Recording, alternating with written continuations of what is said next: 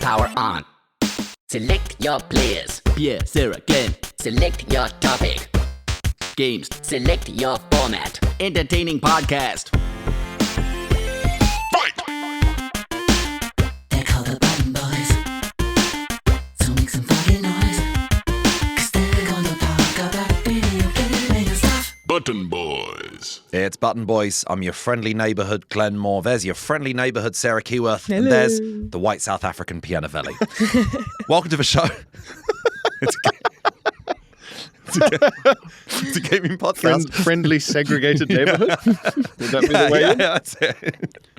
Unfriendly neighborhood brackets, there's walls, barbed wire, Yeah. armored cars. Yeah, not much for him to swing around.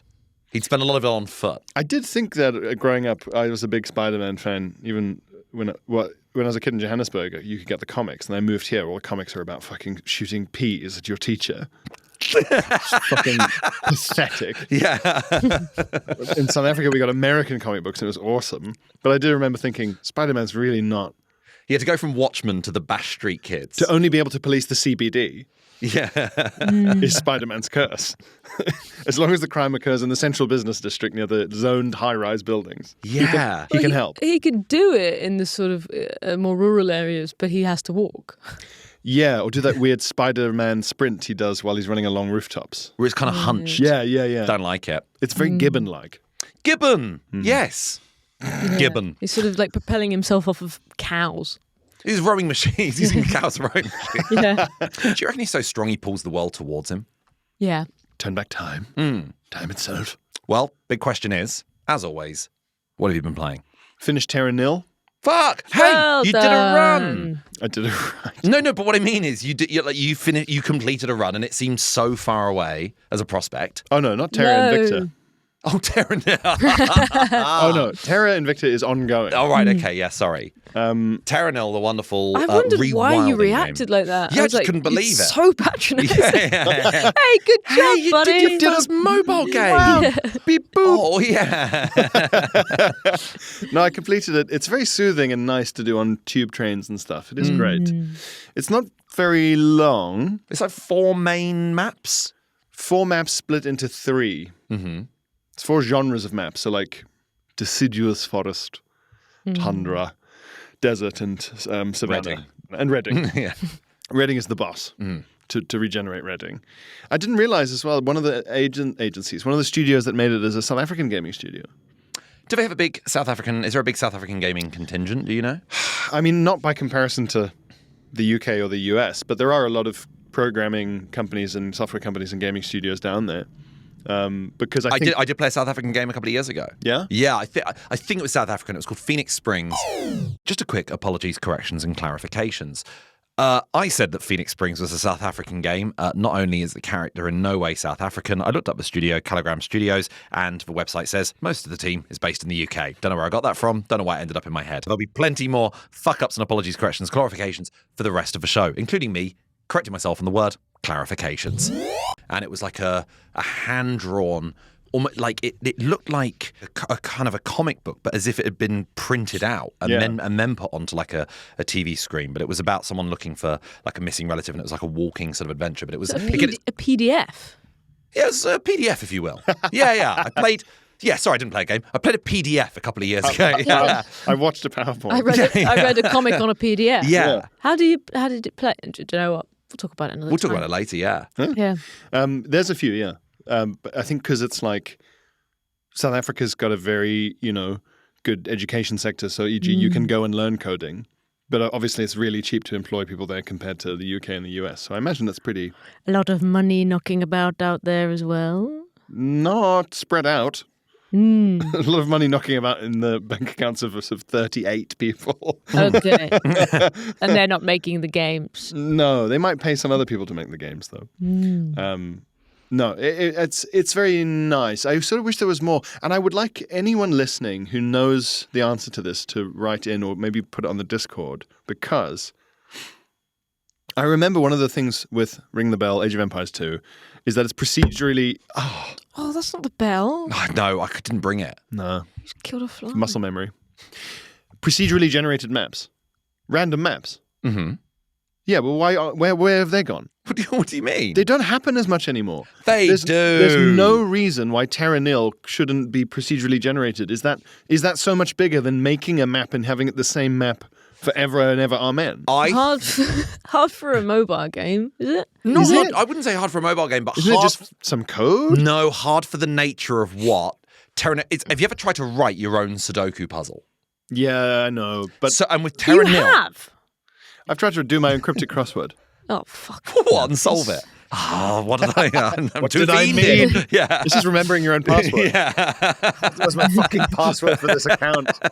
I think with Terra Nil, because it's so it involves specific placements of things in specific places. But you can code that. I know you can code it, but it would be so overcomplicated that also I imagine with Terra Nil they probably weren't, because it isn't a big AAA title, No. that they go, we're just assuming people are doing one nice big playthrough. But for example, Do you think it's so people can go, oh, I got stuck on that one as well. Like, there's let me try this. do you know what? Getting stuck on something, trying to look up a walkthrough, and because it's procedurally generated. I played a horror game called Home Sweet Home in lockdown, and a lot of the puzzles were color-based. And I went on a walkthrough being colorblind, and they were all procedurally generated. And I was like, okay, time to be here for 5 days as I try every color in the color dictionary. It was just embarrassing. Get you a stranger's locker combo lock, and you can just sit and Well, We need to hire you like a 7-year-old who's just like, that's red. click. I was Yeah. like taking photos of the As screen. soon as Elliot knows his colours, he can be like, that's green. Well, I was taking photos of the screen, sending it to friends, and being like, no context. What colours are these, please? Ignore the zombie in the top right. Just what colours these? This isn't happening in my real life. What colours these? Yeah. But it's not a AAA game. Oh, it's really hard. Age of Empires 2 is from 2001. So it's a quarter of a century ago. Yeah. Are we? Is it that hard? Is it like Yeah, we're soon going to get an Age of Empires. allows for more creativity, I assume, whereas Terra Nil is like It's so restricted. There's a solution. Yeah, it's a puzzle. Oh no, of course. But you can code that. Is my point. So you can code it to be like otherwise. Like Age of Empires had that coded in as well to an extent because it was like obviously, okay, make this map random, but don't make it all cliffs because then there can't be a game. Like you can tell the robot to not do that. Yeah. So I'm just surprised because like Master of Command, that Napoleonic, the sort of 1700s war thing I was playing, all the maps are the same, repeated in different sections. Steel Division 2, not procedurally generated, same. Maybe that's the thing in strategy games. Outside of that, there's plenty. No Man's Sky, every planet completely. Okay, yeah, but that was not. I don't think any game studio is going to go, we want it to be like. Wow. Is this your way of saying that you want more? Yes, correct. Yeah. Correct. You I are see no reason. sad that you've done it now. You want a sequel called Terra 1. I want it to be called Terra Infinity. I see no reason why the robot can't burp out a slightly more simple but nevertheless randomized Terra Nil map. The moment we want any change in any game whatsoever of like, why can't this character wear a watch? You just know that there's game developers tearing their hair out going, that's the hardest bit. That's the hardest bit of the game. That bear I wrist find is keeping this whole thing up. It's like in Resident Evil Requiem. It's like so perfectly detailed, but you don't have a reflection in the mirror. Because mirrors are like the fucking hardest bit. It's impossible. Tell but it I'm to saying, Hitman. Tell it to Hitman. That's that. Yeah. I know there's a good reason. I don't know what it is. Yeah. Especially confusing because, as I say, the technology that I'm hoping for is a quarter of a century old. Yeah. So you think, well, then it's not like in Alien, where it's like, or like in a sci-fi thing, where it's like lost alien technology, like in, like in Dune or Star Wars. So it's like no one knows how they made these. Holding up Age of Empires 2 to Luke Skywalker, ancient technology from a more civilized age doesn't make sense to me. It does. No. So someone who actually does this for a living, please send in the inside baseball, But please. I suppose if they could do that, they could just also make 50 more levels for you. Yes, although doing that by hand as opposed to just sort of letting the robot do it and then checking the robot's work, obviously, is Yeah, but they could harder. let the robot do it and then load them up on the game. I don't know. No, yeah, that's what I want. I want if you're listening, more. Terra Nil developers, Sarah's fixed it. Yeah. Give me a call. I take 10% commission on ideas. But yes, my life is Terra. So Terra Nil, that's gone, and still Terra Invicta, Great. which I'm having some problems with my mission control because you can only have so many satellites because otherwise your organizational capacity as a space agency is overwhelmed. Right, we're going to have a one-sentence breakdown from Pierre every single episode from now on until you've finished. Until you finish Terra Invicta. Sarah, what have you been playing? I've been playing a game called A Short Hike. I love the short hike. How are you finding it? I'm having a great time. I'm enjoying it. What is it? Have you not just finished it in like one sitting? No, because I've started it today. And if you want to hear more about what was happening to me this morning, you can join us on Patreon, where I'll talk you through my Hitman experience. Great. So I started it today. I was playing it on the way here. It's a lovely little game. I'm playing it on Switch. It's not exclusively on Switch. It's such a Switch game, though, It's isn't such a Switch game, which is, I almost said it's a Nintendo game, but it's not a Nintendo game. But it's very cutesy, and this is not normally a game I would be drawn to. But this is one that, like, repeatedly, whenever I'm looking up, like, what should I play next? What should I play on Switch? This is one that loads of people are recommending. So I was like, fine. It's like £6 on the Nintendo shop. I was like, I'll have it. You are a bird called Claire, and your aunt is taking you... It's always an aunt. Yeah, to this sort of remote island for like this summer, I guess. Yeah, like birds migrate. But you're like a teenager. You're a teenager. So the first, Oh, you're like a walking bird. you're a walking bird. You're in a Anthropomorphic. car Yeah. on the way there, Okay. and you have a phone, Question, what's going on with the hands? wings. Yeah, sure. Wings, but as if they were hands. But are we doing that the owl from a Disney film thing where the feathers The sort of feather curl, fingers. yeah. the feathers curl around objects as if 'twere fingers? Yeah. And Okay. one end of the feather becomes a thumb. Yeah, like Yeah. Yakuza ones are missing one. Yakuza owls? Yeah. But like weirdly, if that owl wanted to smoke a cigarette, you kind of know it could. Yeah. Yeah. Yeah, even though it doesn't have lips. Yeah, all fingers. Or fingers. Yeah. Let the birds smoke. There'll be a GoFundMe link in the description. We want birds to have fingers and lips, but just so they can smoke. And cigarettes. We're going to And a little bit of weed every so often. Yeah, just a bit. just to chill out. At the end of a long week. Yeah. And maybe Coke at a party. Do they have nostrils? I thought there's like two little holes on the Yeah. end of the Oh my beak. God, our to-do list is growing. Yeah. But also, you'd have to. All right. So Lips the first. nostrils are on the top of the nose. So to snort, you're gonna have to.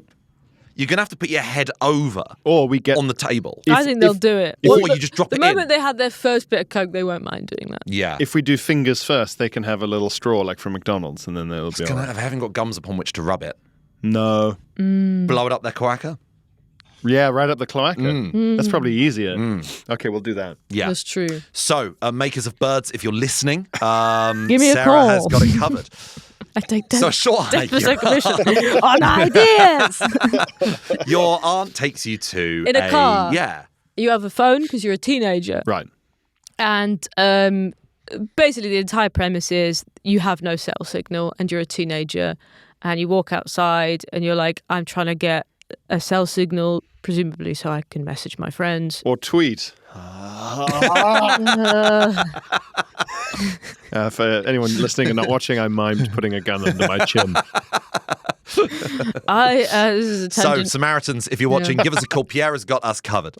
I did Glenn and I did Mock the Week last night, and I did a pun, and I really wanted to do the pun and then slam my head on the desk. But I was like, I think like audio wise, I don't know if it worked, but I really wanted to. I remember and which bit specifically. I hung my head, but what I wanted to do is like hard smack against the desk. When we say hung your head, not hanged your head. I hung myself. Yeah. Yeah. They're not going to air it, I don't think. No.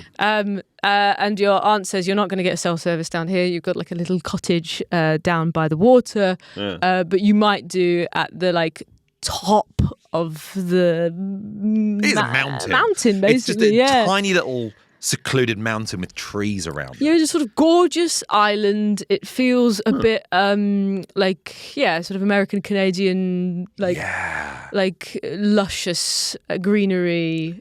Verdant. Beaches, ocean. Oh. And the graphics kind of like almost PS1-y, Yeah. PS2-y. It's not like it's fairly sort of recent. Similar game, art last 8 style years to or like so. your kind of Animal Crossing type thing. Okay. Everybody's a different kind of animal.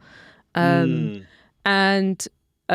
she's like, have you not been up there yet? it's a lovely hike. And you're like, no, I haven't got round to it. I haven't got round to it yet.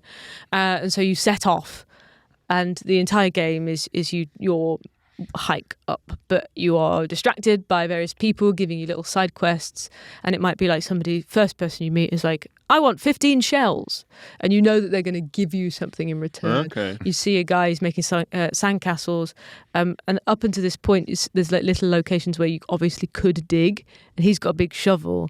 And you're like, can I have your shovel? And he's like, no, I need it for my sandcastles. And you're like, it's quite big for sandcastles. You know that you can get smaller ones for sandcastles. And he's like, well, that'd be great. If you could bring me one of them, I'll swap you. So then you go and get one of them and swap him. So it's a lot of... It's almost a Metroidvania. You're almost unlocking different abilities. Yeah, or you are unlocking different abilities because you need... You learn how to climb, but you need a golden feather to be able to climb. And then... You can glide and you can jump, but you unlock more abilities. The more golden feathers you have, the more stamina you have for your climbing. So the higher you can climb. What do you find when you dig? Coins to buy golden feathers. Got it. So yeah, it's mostly coins based. Can I predict the ending? Go on. Mm-hmm. You get to the top, and then she's had such a wholesome time that she doesn't want to go on her phone. Me. Is that the big moral? It's nice to go can't hiking. remember. I mean, it's a game that is. Oh no! Does she jump off? No, what? No, it's not going that way. I've had such a nice day out. Oh, just backwards. It will never get better than this. She ties her wings together. Yeah, this is the best day of my life. Brackets negative, close brackets. It's one of those games where if you type in like best games of all time that you can complete within 2 hours, that will always be like in the top 10. It's just a fun experience that you could probably get it done in like an hour. It's very engaging, very enjoyable. It's like satisfying how quickly you get better at climbing and you get double jump quite quickly, and that's all quite fun. But it's not so overtly easy that you're like, ugh. It's not a I'm not grind a fest. baby. It's not a grind fest. It's definitely not a grind Not fest. at all. Absolutely not. I like anthropomorphized birds. This bird looks a bit like a penguin. There you go. Well, I've been playing. No? Yeah? I've been playing Esoteric Ebb, which was one of my Metacritic prediction games. Esoteric Ebb. Yes. What was that again, please? Please remind us, Glenn, we don't listen when you speak. So this, at the time of recording, came out in the last 24 hours. And I was very excited about it. It's made predominantly by a solo developer and is a combination of... It's described essentially as a Disco Elysium-like.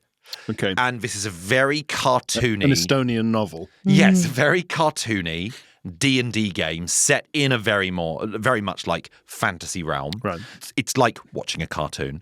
And the idea is you are a character called the Cleric, and you look like a sort of medieval crusader, essentially, with a big helmet.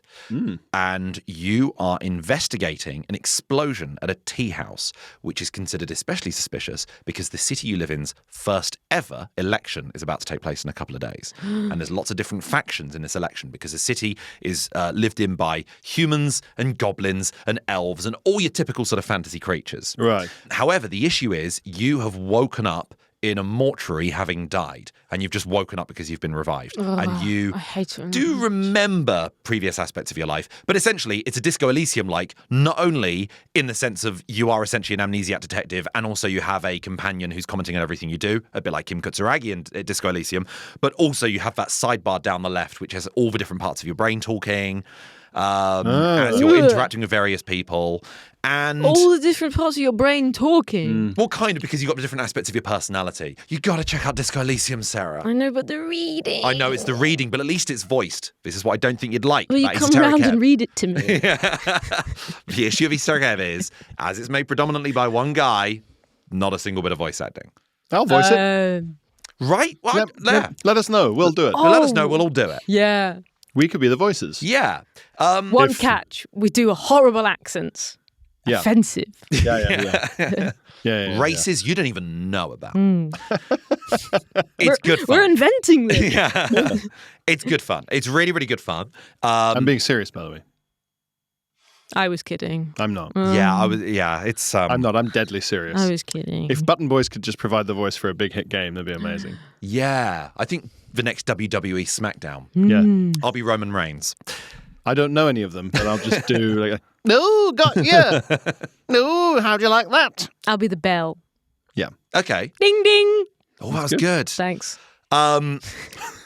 It plays out just like Disco Elysium. It's all dice rolls, and it's all very, very involved at the beginning of like choose your strength, constitution, wisdom, intelligence, and charisma. And, Whomst has revived you?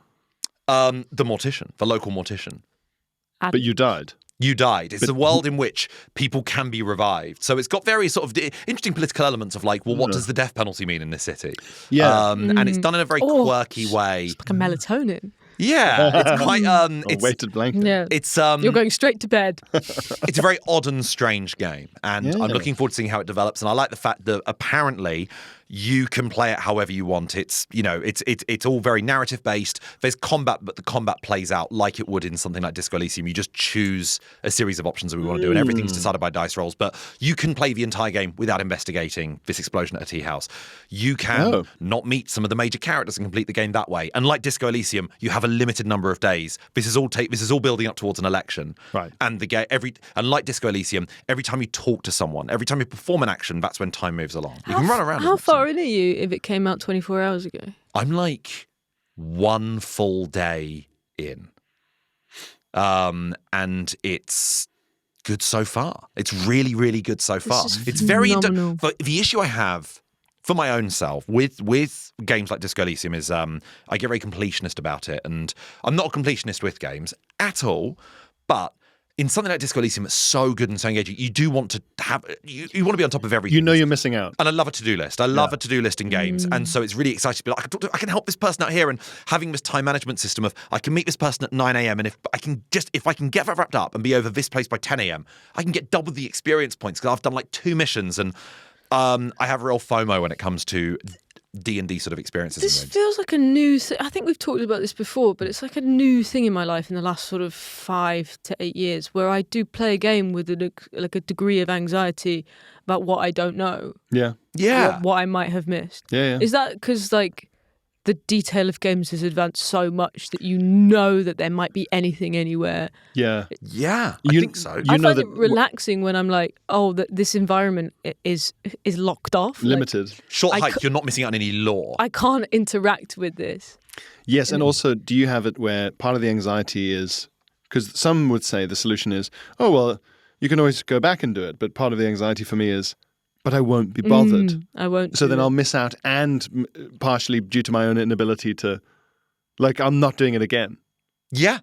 I know I'm not going to do it again. Yeah. So I have to see the good thing on the first go. For example, we'll talk about this more on the Patreon.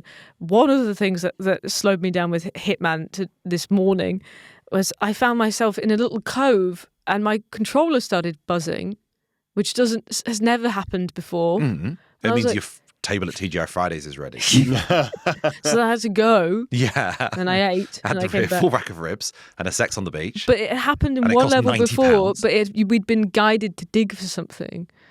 So in my head, I was like, I need a shovel. But I don't know if this has been happening in other levels. Has this been happening in other... Anyway. Not the intense vibration. We will get into this more on the Patreon. Yeah. But I spent half an hour this morning looking for a shovel when I'm trying to speed run this level to come here. So I was like, but I want to know what's in the hole. Yeah. And now we can't tell. I mean, I've got my PS Portal in my bag if you want to just restart the mission. Why can't I dig with my hands? 47's strong enough. That sort of stuff in video games is annoying bullshit, but it's the same as like not being able to climb a wall that's the height of this table.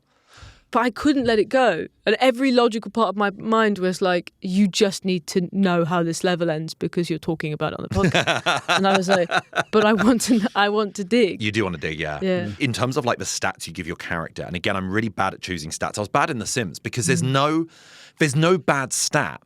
If there was a stat under strength and wisdom and all that charisma and stuff, there was one that was just called bastard that you could go, oh, I'll put 0 into that. And then I'll put all the points. Great. I don't know why I think there's a good category to be bad at. And, you know, they're obviously all amazing. I just can't choose. So I end up being equally mediocre at all of them. But what I decided not to invest any points in this game whatsoever was any knowledge of like lore or the city that I'm in or the environment I'm in. Because I was like, do you know what? I get really bored in games like Skyrim where you end up, every time I walk into like, my heart sinks when I walk into a fucking library in the game and I go, I know because of my completion, I'm going to have to read every book in this library. Yeah. And I'm going over it and going, in 340 AB, Uriel Septim. I don't fucking care. Oh, He's God. not in this. It drives me insane. And so I figured, actually, if I'm playing as a fucking Gaston, all charisma and all strength and nothing else, Nice. then I can walk into this cave being like, cool cave, let's beat up a skeleton. And that's all I need to know. I don't need to know what year the cave was formed because of water acidity or anything like that. Yeah, because you can do that in real life. Yep, that's homework in And real I life. choose not to. You can't beat up a skeleton in real life. Exactly. They just fall apart. Yeah. Crumbles. So I'm so early in that maybe it all falls apart. Maybe it ends up being a dreadful experience. But Esoteric Ebb is very good so far, and also as an update, as it was one of the games predicted on the I chose as one of my Metacritic games. The update so far is Sarah, one of yours, Mugenics, is already out. Getting a fantastic 88 on Metacritic. That's very, very good, and I think higher than any of the scores any of us got last year. I've had Resident Evil Requiem, which is 89, and Esoteric Ebb is also 88, which currently puts me on the Well lead. done, Glenn. Pierre, none of yours have release dates yet. No. Fingers crossed. But I do know. Get typing, boys. Turns out Pierre likes games that can't be made. You The didn't, hypothetical will always beat the real. you didn't put Mouse PI for Hire again on your list, did you? No. Because it's been delayed again. Oh my god. That fucking mouse. Yeah. Well, Esoteric Ebb, I think, actually brings us onto the topic God, I hate this city. of the show. Pull another hooker out of the water. It brings us on to today's topic quite nicely, which is that I'm struck by I'm enjoying playing a cartoon. Yeah. Like, as much as I loved playing cartoony stuff like Spyro as a kid, because of the limitations of the PlayStation 1 console, it didn't really look like a cartoon because cartoons on TV didn't have those rough edges. There's no 3D cartoons yet. Yes, And there now was also that. we're in a terrible era of children's cartoons being very 3D and Oh lumpy. god, they're awful. Oh, do you know what I will say, actually? Yeah, if I had to compare, this is going to put you off. If I had to compare the art style of this game to anything, it's 3D Simpsons with the shadows. No, it doesn't suit the Simpsons. It suits this.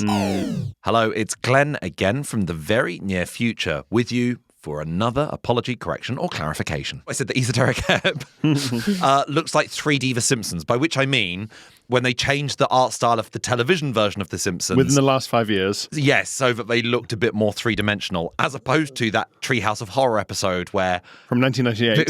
Homer gets thrown into Esoteric Ebb does not look like Simpsons Hit and Run. We've just looked at it and it looks really cool and detailed and Yeah. yeah, like We were managing Spyro the Dragon Play-Doh shit. I'm bad at selling games. yeah, like if a cartoonist had drawn, I was going to say like The Sims, but you can tell it's coloured in with felt tips. Yes, nice felt tip outlines. I Yeah. guess. It's an art style that immediately led me in. I was at a games expo in London for Fellow Games podcast, Press X Continue, last year, and there was a playable version of Esoteric Ebb, and I got to play it for like half an hour and had a great time with it. But the art, I just saw it from across the room. Like, I need to play that. And it really, really led me in. And so I figured today we'd talk about art styles in games and what art styles have lured you into games and what you look for, but then also when has a time just the box alone been enough? Button Boys.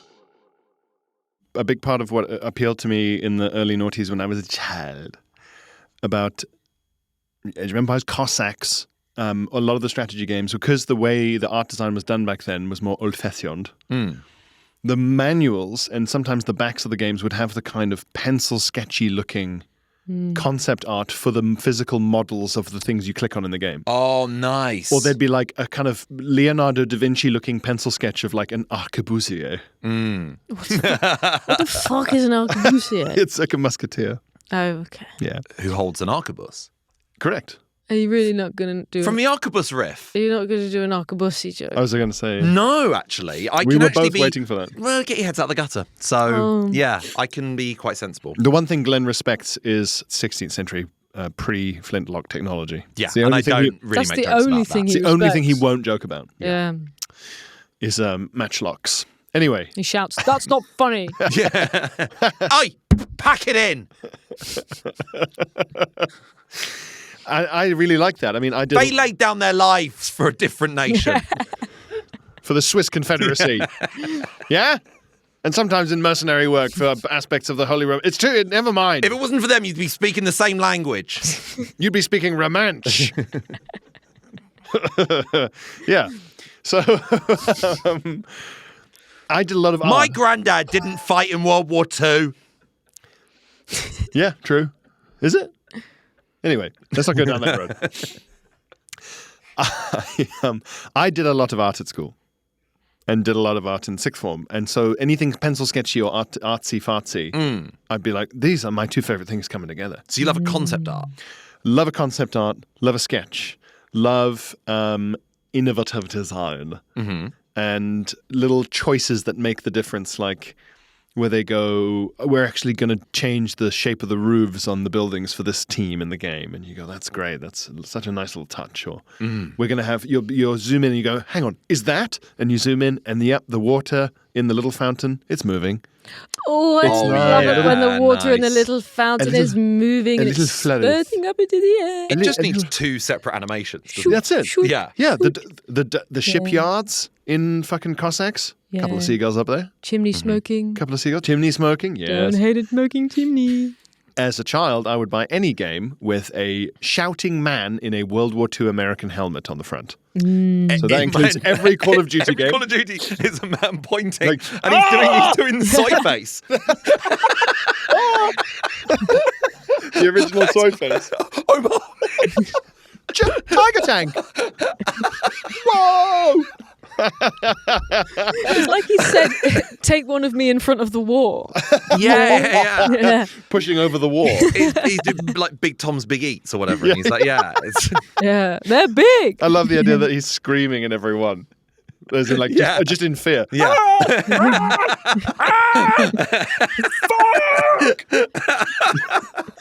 Can someone do a montage of all of those? Someone on the Discord do a montage of all the covers with a shouting man in an army helmet, and I'll just dub in to each one. They're never having fun with it, are they? It's never like a Call of Duty, like, they're going through occupied Paris and one of them's doing that thing where he's pretending to like pinch the Eiffel Tower from a distance. Yeah, Like with his fingers. One of them's. They're never having a bit of joy with it. Yeah. Because we're having fun with the game. Yeah. So have fun with the artwork. No one's ever just like you want to see the front cover of Call of Duty to be a GI on R&R in the Moulin Rouge. Yeah. It's like, what is this? Yeah, they're never like mooning. Yeah. Come on, That would be more guys. realistic. Well, the most fun cover for a war game I can think of was Hogs of War, where it is like the Full Metal Jacket logo. So it's literally just the helmet, and it says Born to Grill. I think it said Born to Grill, but you go, that implies like real war crimes. That they're wanting to commit on their. Like, I just don't want to kill you. I want to, like, this is a burning in order to eat you. Cannibalism. You can grill things that aren't pork. No, sure, but But they are pigs. Maybe so maybe the pigs are having a vegetarian barbecue halloumi, during the war. pig halloumi. Yeah, I think Greece was a. Pig halloumi. Yeah, I think Greece was actually a one of the factions you could play as. Yeah, I just think you've taken it Faction. to a really dark place. Are you going to any nice faction on your holidays? Oh, there is a faction you'd absolutely love. Nothing beats a Jet 2 faction. All the offers on all your favourite factions. The Resistance, the Council of Elders, the Nod. The Nod. I've just come back from 2 weeks in the Nod.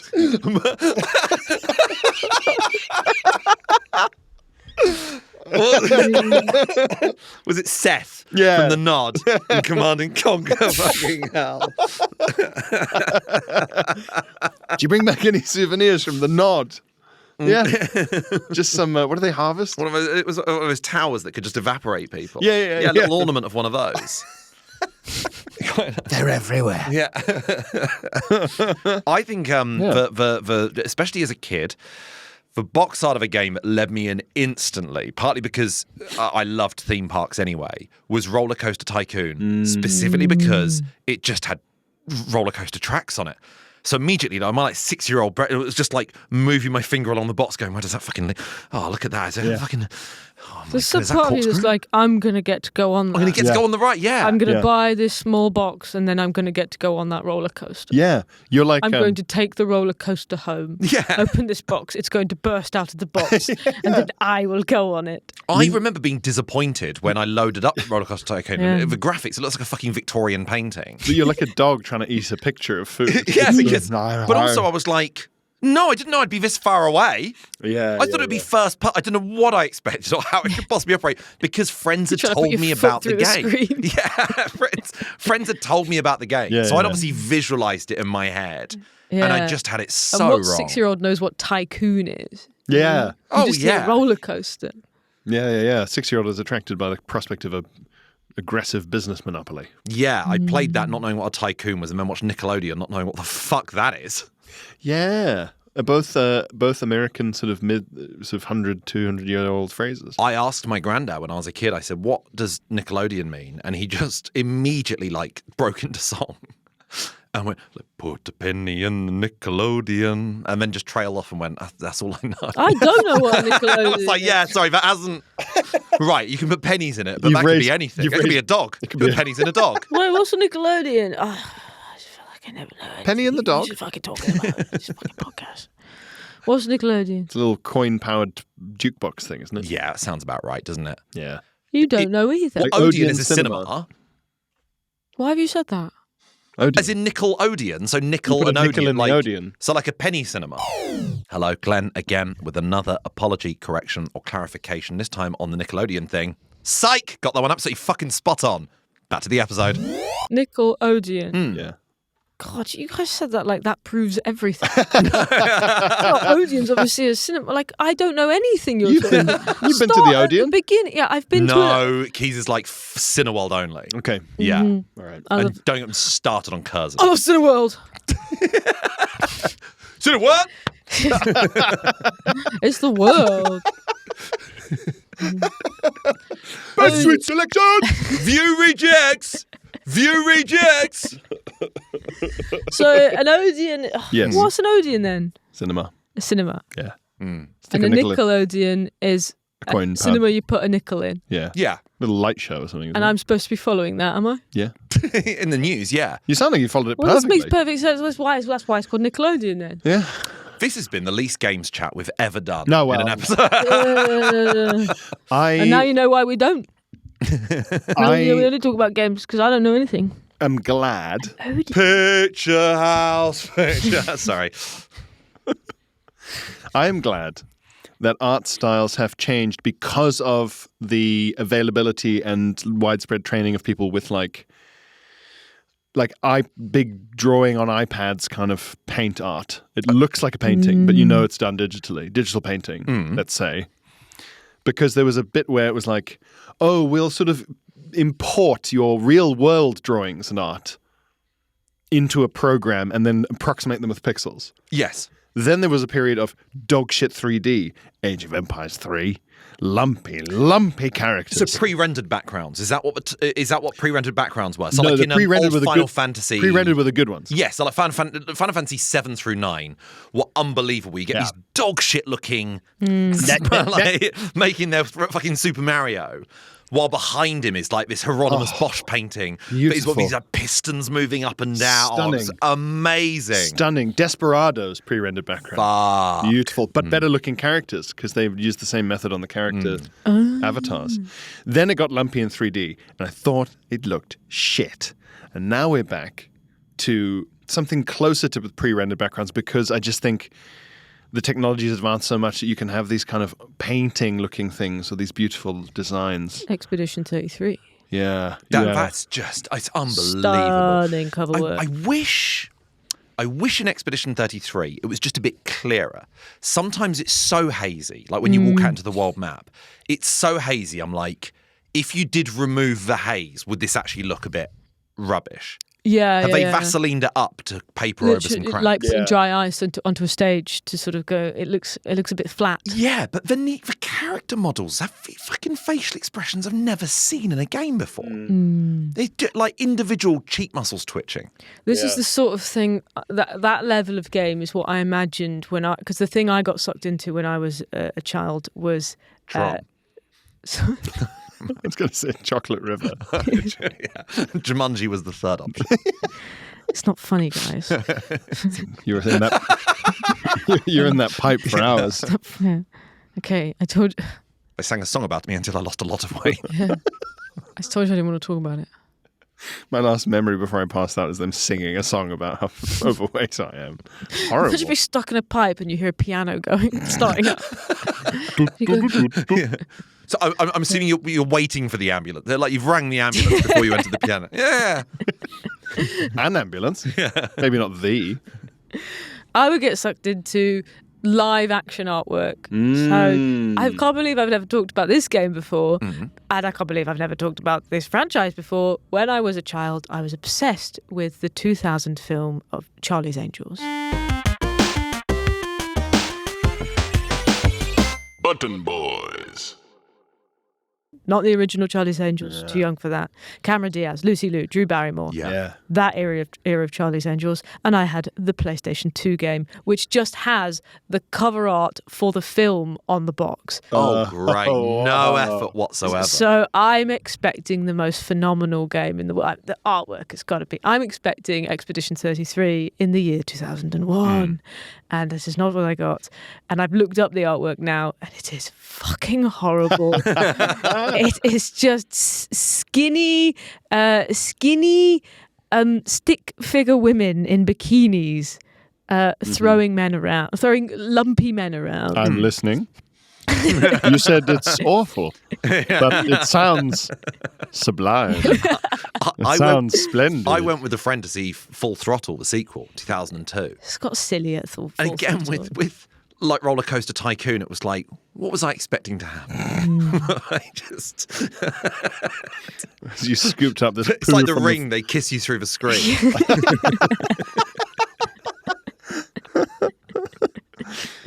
So it's just like very crudely rendered Yeah, figures. really, and just so lazily put together, and and I remember it being looking really this up. hard, a really hard game to play, and the levels were just. But I was Such a funny cash-in. so invested in it because I was like, I'm being them. I get to be the angel. Yeah. Oh my God, yeah. PlayStation 2 cover. It's literally They've made- the GameCube version. Yeah, a photo. We'll put this up on YouTube. And not only that, they're so silhouetted. It's like they didn't actually have the license to have You know- Cameron Diaz or Drew Barrymore or Lucy Liu. It looks like you haven't unlocked them. They're so silhouetted it looks like the kind of nth degree photocopied worksheet in class. It's like, But I it's was like so- an Andy McNabb. I was such a sucker for believing that that's what the game would look like. Oh, yeah, all look of at the this. time. This is dreadful. That looks like a parody now. Oh, that's of much more games. detailed than I But it's thought. upsetting because it doesn't look like Drew Barrymore. Doesn't look like Drew Barrymore whatsoever. It's much more detailed. It I was looks like picturing real. siphon filter. They've sold it to me as they're going to look like the characters. No, sure, yeah. And It's still just a lie. we're just making a red-headed woman It's a strange with, tie-in. with pointy boobs. The 'Cause kind that of was the era of pointy boobs yeah, they came back for a bit to the points in the cold. in the cold. But there was that era when like gaming itself wasn't as big as it is now by any means. To go, you know who's going to love a tie-in game? The fans of Charlie's Angels. I mean, And really? they were right. Yeah, but I think That is what I wanted. it was just cheaper to make games back then. You would never get a movie tie-in now. You'd No. get a season on Fortnite, That's true. customizable Actually, skin. do you know what? It would be the case that like some game company just went to the producer of Charlie's Angels, who back then was 70, and she went, "Sure, some kind of pong. What could it Yeah. cost? 2 nickels? Pinball? Pinball? You want a pinball?" And they just signed off like probably a contract so old that video game was included in the subclause about pinball rights. Yes, yeah. It's like $2. So, yeah, you're right. Okay, Yeah, fair enough. because yeah. I remember it so massively in the era of like The Matrix Reloaded and all those sort of. Yeah. No, it wasn't called Reloaded, but The Matrix game was so hard. Was it? Yeah, I fell for all of these. Bought the Matrix game. you played as two characters who featured so barely in the films. You Oh. played Jada Pinkett Smith. Really? Yeah. Not even a character. You played as Jada Pinkett Smith and a guy who I do not remember from the films at all. It was a real like blink and you miss it. 2 lines. I'd love you just play I as don't the even know if the Jada Pinkett Smith character is that someone who's in the first film. not no, the it first one. seemed to be set during the Matrix Reloaded, in which one of you was driving like one. Basically, some of it was set in the actual real world, so you're driving like the Nebuchadnezzar or whatever it is through all those, through Bad tunnels. through the bad tunnels, and then the other side of it was like, oh, you're in a lobby where it's like Max Payne. There's bullet time, Right. bits of you're firing at columns, and bits of stone and granite are flying. I'd off. love to play a Matrix game where it's just the guy who betrays them eating steak. And just getting sucked off. Yeah. Just laughing. Feels the same to me. Like tap X to say tastes real to me. Over and over again. Weird because Morpheus was in the game. Yes, but I think it's like giving you instructions. Yeah. But I don't know why they weren't allowed to have Orpheus and morphine. Trinity and Neo. I'm sorry. What? I was again led in by, in the same way that I guess people are led in by a movie poster of, oh, it's got this celebrity in. Yeah. I bought Star Wars Jedi Power Battles on, I think, the PlayStation 1, because it had Ewan McGregor and Samuel L. Jackson on the front cover as Obi-Wan and Mace Windu, respectively, killing some droids. And I was like, this will be excellent. And the game, it comprehensively hard to see who is who. I couldn't. I bought a Star Wars game. It was just droids, though. You were just droids. You couldn't be anyone. Oh, man, that feels unlicensed as hell. No, it was licensed, fully licensed, and it was like impossible and so boring. There was a mission that me and like my friend Chris, who I think is almost certainly listening and is in the Discord, Hello. who you know from Lockdown Warzone. We would just replay this mission over and over again, thinking, what are we missing? Because you were a very slow-moving droid shaped like a bin. Yeah. And you had to go through you had to get night vision, and you had to go through a maze. Just couldn't figure out what to make it. Shaped like an R2D2 size no, like shape. a big, like a bin droid, which is like a kind of two oblongs on top of each other like that. It was so shit. That's What was crap. That it is called? really upsetting. I'm going to look it up. No, we'll put this out specifically on social media to annoy people who are like, actually, it's this. In recent years, then, what has been like a unique art style in a game that you were like, I've never seen this before, this has led me in? Because Disco Elysium is certainly one for me where it was all swooshy painting and That is exactly the kind of quite grotesque. iPad brush art I'm talking about. Really, really impressive. And that's one that stuck out to me because I'd never really seen it before. And I think there's lots of indie games I play now that I probably would have shied away from as a kid because they look a bit crap art style. There's a puzzle game called Bubba Is You. Have either of you ever heard of Bubba Is You? No. Yes. Bubba Is You is a really fun puzzle game where the idea is you make the rules of the puzzle. So it's like top down, and there's a little sprite. It looks a bit like almost like one of the Pac-Man ghosts. You're Bubba, and then let's say there's a key at the end, and you need to get to the key. But the way there is just there's water in the way and you can't cross the water. At the bottom of the screen, there's loads of rules. Like it says Bubba is Bubba, water is water, grass is grass. And you can switch those rules around. And if you do water is grass and change those words around, the water all turns to grass and you can walk over the grass and get the key and then you end the level. Whoa. So you can change. So the whole idea of the game is like, I'm okay. So Bubba is rock. I then transform into a rock, and you're just moving words around. You change the rules of each level. It looks so crap when you first see it, and you're like, oh, this looks pretend. This looks like what Ben would have made in Parks and Rec during his like bout of depression. Like it looks really bad.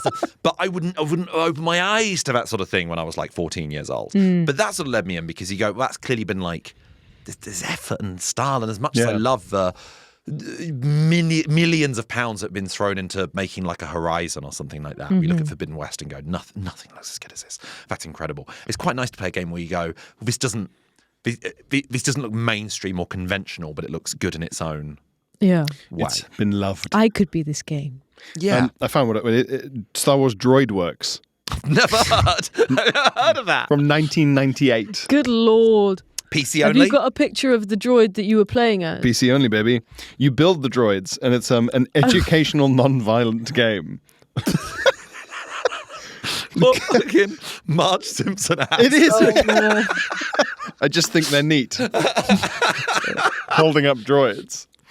The game's plot involves the player saving the galaxy by manufacturing droids with specific abilities, such as the ability to see in the dark or jump to complete missions. The educational portions of these missions teach players about concepts such as energy, force, motion, simple machines, light, and magnetism. We're all helping the war effort. How is this non-violent? Your galaxy needs you. Yeah.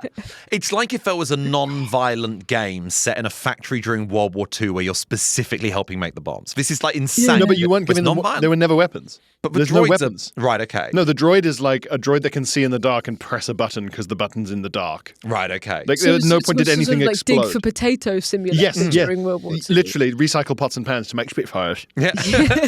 Simulator. I've worked out the art style I look out for most at the moment, and based on Esoteric Ebb, it is what in the past you could only ever believe was actually a cartoon on TV is now something you are actually playing. Yeah. So do you remember when we did that Radio Times interview a few months ago, which you can see on YouTube, we played Windjammers, that like frisbee game. It looks like it's set in volleyball on the beach, but you're kind of throwing frisbee at each other. Yeah. So I got Windjammers 2 on the Switch. Windjammers 2 only came out a few years ago. And they're dressed in a kind of techno-futurist knee pad sort of way. Very Streets of Rage. Yeah. But now, oh my God, Windjammers 2, it's like, yeah, it looks like fucking Dragon Ball Z. Like, it looks like it's actually like you're watching a cartoon. That's fun. That stuff, even though I don't watch cartoons, I'm like, that art style blows my mind when I see it in a game because I'm like... That's why I got so excited about By Sweet Carol. Yeah. Because it had such a classic Disney cartoon style that I'd never seen in a game before. And I was like, this looks incredible. It felt too good to be true. And when it turned out to essentially be a bit... Not point and click, because you could move Carol around left and right, but when you wanted to say go upstairs, you pressed up and she'd then animation as she goes up the stairs. You're like, this isn't really Mundown. Mundown. That's good. Incredible art style. Fucking charcoal. Charcoal and like soft lead pencil drawings, animated and made 3D. And very like evocative and frightening and unsettling as a result. And it's weird, because it shouldn't be. Because you go, I'm not getting scared of a draw. I'm not getting scared. When I watch The Babadook, I'm not getting scared of the book The Babadook. Unraveled on a similar in terms of I checked that out after you. I mean, I haven't bought it Yeah. yet, but I had a look at it after you. It's really beautifully animated, really beautifully drawn. And a little bit. It's quite dark actually. It's quite sinister as well. It's been interesting seeing stuff like Stardew Valley or things that sort of nominally you could show them to someone in 1995 and they'd go, oh, like Pokemon on the Game Boy. Yes, and when it got to 1998, when the PS1 was well underway, people would have gone, we're not still doing that, are we? Yeah. And then now you look at it and go, not only are we still doing it, but the ability to create cool-looking and appealing-looking designs in this kind of limited, top-down, slightly pixely way. Like it just required more effort and imagination and time. Yeah. There was more to be had from this form. Yeah. That's what's so impressive, to keep something around. Like it's really, that's when you know it's a genre or a style as opposed to a limitation. Yes, yeah, you're absolutely right. PS1 feels like a limitation. Yeah. Well, actually, no, maybe PS2. I think. Well, each generation feels like a limitation until it's been 2 generations' time. So now, 10 years ago, PS1 graphics wouldn't feel appealing. But I, last year, started to play... there's been a rise in the last couple of years of like analog horror and games that are deliberately trying to look like they're from the PS1 era. So they're trying to look like the first Silent Hill. And there was a game that came out by Blumhouse Games, who is an offshoot of the film company that makes all the big horror films, called Fear the Spotlight. And it came out a couple of years ago, and it was deliberately made to look just like a PlayStation 1 game from like 1998. And it was brilliant. But if it had come out in 2015, I'd have gone, this looks shit. Yeah. Well, this is a Brian Eno quote, and this is so relevant to art style. Whatever you now find weird, ugly, uncomfortable, and nasty about a new medium will surely become its signature. So you miss the problem with an old medium. Yes, so people like, when you see depictions of old VHS tapes and stuff now, they're full of crackles. Yes. And the date in the corner. That's exactly... That was the worst bit about You've Been Framed. Yeah, exactly. So that's exactly it. The point Eno's making is like the distortion sound from like a electric guitar. That distortion would happen when the sound was too loud for the system. That's a mistake. Yeah. That's a system that's limited. That's a fuck up. Yeah. But it sounded cool. And so the second that they went, no, don't worry, we've invented speakers and systems that there will never be distortion again, you start introducing it because you want that sound. Yeah. I had this literally yesterday with a Taylor Swift song. Ah. I was listening to a Taylor Swift song on the way to do Mock the Week. Which one? Story of Us. Uh-huh. She re-recorded it on her Speak Now album, I believe. Speak Now. Anyway, it doesn't matter. The newer version is so clean that I was like, she's singing. She endeavoured to record them all in the same way. It's so clean that I was like, it sounds different, and I don't know why. Listen to the old version because we're allowed to now. There's a buzzing, and I was like, this song used to like fill my head. Yeah. And the bit that's missing is this like slightly warped noise. Yeah. It's like it's like because it's like fast tempo. Yeah. I was like, I'm really into it. And I was like, yeah, I'm missing something here. Well, that's it. I think that's my obsession with the limitation of pre-rendered backgrounds and pixels. It looks better. Yeah. I prefer it and I miss it precisely because it forced people. Creativity is about limitations in the same way that if anyone said to us, write a joke now about anything, it would take way longer than if they said, write a joke now about shoes. Yes. So the form limitations in gaming art and gaming design generally are what make it good. Yeah. And the better technology workarounds, gets. yeah. The workarounds and just going like, well, we can't put shadows in, but how can we approximate them? That's the style. It's like people selling ripped jeans. Yeah. Exactly. Which you can buy actually on the Button Boys website, buttonboys.gov.uk. Ripped hyphen jeans. / we fell over. Yeah, if you get rid of any of the rest of it, if you go to like buttonboys.gov.uk, that doesn't work. Only that link works. And if you don't Only put the those ones- hyphen between ripped and jeans, it goes to something that's else. the only link. There's no. That's the whole website. That's not us. Yeah, that's probably all we've got time for. By the way, we should probably get onto the Patreon because we need to talk Hitman. Oh, that was fast. I got so many things to say about Oh, sorry, let's keep artwork. going. I'll tell you what, let's carry on the Patreon. Yeah, let's do it. Because it's always nice when the episode spills over because we've deviated so much and we've got loads more art styles to talk about and it's a lovely subject to discuss. Yeah. And if you want to join in, then please do sign up to the Patreon. Maybe you're already a member, in which case tell a friend. If not, you can sign up to the free tier. You get access to the Discord, which means whenever we put out a punt, hey, what is the scariest game of all time? What is the sexiest man of all time? You can get involved. Maybe get your suggestion read out on the podcast. We'll read out your name and your address. If you want to sign up financially, you can sign up to the middle tier of the Patreon for just £5 a month. You get a whole extra episode every single week, access to the entire back catalogue of all the Patreon episodes we've done so far, all the episodes ad-free. And if you sign up to the top tier, you get access to a monthly episode called Player 4. We recently did an interview with the brilliant Christopher MacArthur-Boyd. We had such a great time with him. He was on fine form, talking about his gaming likes and dislikes. And before that, we had Phil Wang. You can catch both those episodes on the top tier. If you cannot support the podcast in any other way, but you do enjoy it, please do tell people about it. Subscribe on YouTube. Give us a nice review on Spotify or Apple Music, wherever you get your podcasts. And in the meantime, we'll hopefully see you over on Hidden Cache, the Patreon episode, in just a second to talk more about art styles in games. But in the meantime, we'll see you next week. Thanks for listening to Button Boys. You've been Sarah Keyworth, you've been Pierre Novelli, I've been Glenn Moore, I've been producer Ben. Goodbye. Button Boys.